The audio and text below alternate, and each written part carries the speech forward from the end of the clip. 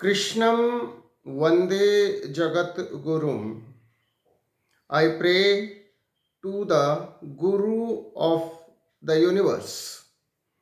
कृष्णम academy की ओर से Gita study की सीरीज में आज दूसरे अध्याय से श्लोक संख्या 5 है। श्लोक है, गुरून् हत्वा हि महानुभावान् श्रेयो भोक्तुम भिक्षम अपि इह लोके हत्वार्थ कामानास्तु गुरून् हि एव भुंजिये भोगान रुधिर प्रदिग्धान। It would be better to live in this world by begging than to enjoy life by killing these elders who are my teachers. If we kill them,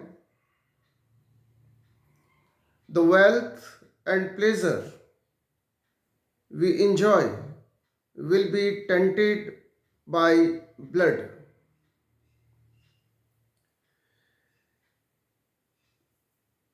ये जो वयोवृद्ध हैं मेरे गुरुजन भी हैं। इनको मारकर सुखपूर्वक जीवन जीने से अधिक श्रेयकर होगा कि मैं भीख मांगकर जीवन व्यतीत करूं, और फिर इनको मारने से जो संपत्ति और सुख हम भोगेंगे वे रक्त रंजित होंगे। अर्जुन भगवान से कह रहा है कि हे मधुसूदन, जिन वयोवृद्ध लोगों को आप मुझे मारने के लिए कह रहे हैं, वे वयोवृद्ध मेरे गुरुजन हैं। मैं इनको नहीं मार सकता, और मैं समझता हूं कि इनको मारकर भोग विलास का जीवन जीने की अपेक्षा भीख मांगकर जीवन जीना अधिक श्रेयकर होगा। और फिर इनको मारकर जो धन संपत्ति सुख वैभव मिलेगा वह सब तो रक्त रंजित होगा। अर्जुन का ये नैरेटिव उसके करुणामय हृदय और अपने बड़ों और अपने गुरुजनों के प्रति आदर और भक्ति भाव को प्रकट करता है। परंतु जैसा कि हम प्रारंभ से ही ये समझ पा रहे हैं कि ये सत्य का एक पहलू है, ये संपूर्ण सत्य नहीं है। ये उचित है कि छोटों को अपने वयोवृद्धों का आदर करना चाहिए, उन्हें नहीं मारना चाहिए। शिष्यों को अपने गुरुजनों का सम्मान करना चाहिए, आदर करना चाहिए। उन्हें मारने के बारे में सोचना भी नहीं चाहिए। परंतु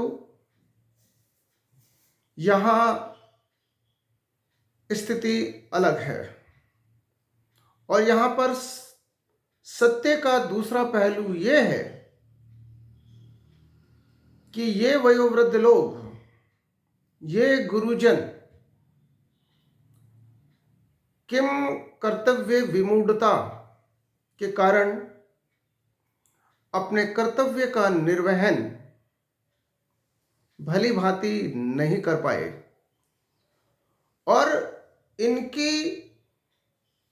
किम कर्तव्य विमूढ़ता के कारण और इनके द्वारा अपने दायित्व का निर्वहन ना करने के कारण दुर्योधन जैसे दुष्ट, शकुनी जैसे दुष्ट समाज के लिए, सुंदर जीवन के लिए कंटक बन गए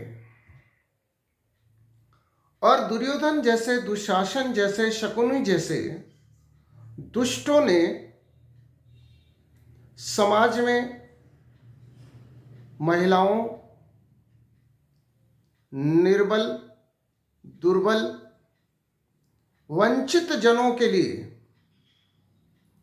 जीवन को कठिन बना दिया और मैं ये कहूँगा कि सामाजिक ताने बाने को बिखेर दिया। महिलाएं अपने सम्मान को बचा नहीं पा रही थी, वंचित, दुर्लभ, दुर्बल और निर्धन लोग अपने अधिकारों से और अपने जीवन जीने के अधिकार से ही वंचित हो रहे थे। असत्य, अन्याय और अधर्म का बोलबाला हो रहा था और ये असत्य, अन्याय और अधर्म का जो बोलबाला हो रहा था उसके लिए ये वयोवृद्ध लोग और ये गुरुजन लोग ही उत्तरदायी थे। ये इसलिए उत्तरदायी थे क्योंकि ये लोग यदि अपने उत्तरदायित्व का भली भांति निर्वहन करते तो ये विकट परिस्थिति उत्पन्न नहीं होती, धर्म का नाश नहीं होता,